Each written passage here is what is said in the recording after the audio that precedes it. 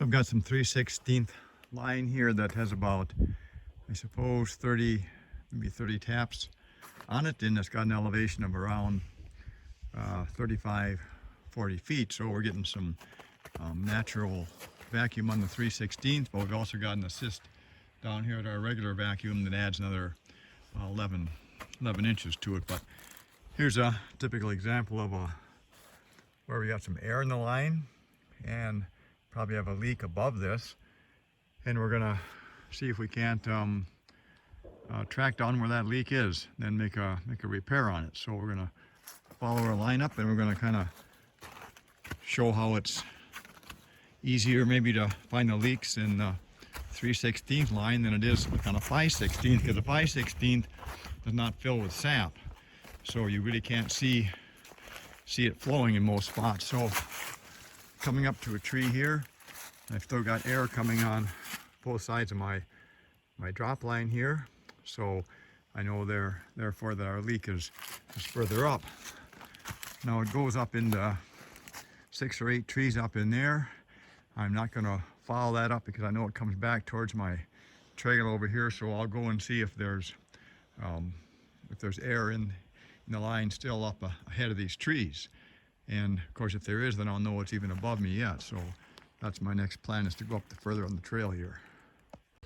So what I'm doing here is skipping about 10 trees or so that are below this point, because this point was easy to get to here on the by the trail, walking up it, and we'll see if we still have air bubbles, and we'll see if we can make that show up a little better.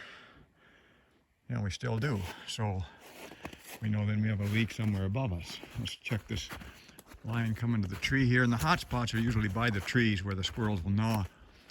Now, if I can focus on that, not seeing any air at all in that. So telling me that my line up to those half a dozen trees is good. So somewhere between here and this is a pretty good candidate over here. Let's see. Solid here. Okay, here we go. If this can kind of show up here, it focuses on that. Right here is where we have our squirrel gnaws, right in that connection. See, it's solid. There's no air coming in on this side here, but here's where our leak is. So what we'll have to do here is probably take another section of holes and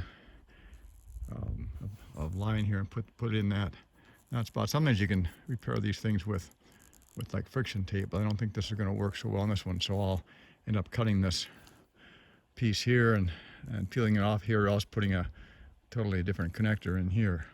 I might actually be able to stretch enough so if I cut at this point over here, and then I can kind of peel it off here carefully, and then I'll make a connection from here to here and eliminate this connector that's in this spot. So we'll tighten it up with that process. Well, a few days have gone by. It's April 10th today, and I still haven't had time to fix this leak here. I should also mention, though, another advantage of the 3/16 line, I feel, is that since it has a vacuum on it, the natural vacuum, there's no pumps running right now, we're not going to get lose any sap here. You know, we're not gaining the full vacuum that the 3/16 is capable of here with our elevation, but because it has vacuum on it, instead of the sap dripping out here as it would on a 5/16 line if it was cut, this is actually bringing air into it. So even though we're not getting our vacuum that we'd like to see, we're not actually losing any sap. So another plus point of our 3/16 line.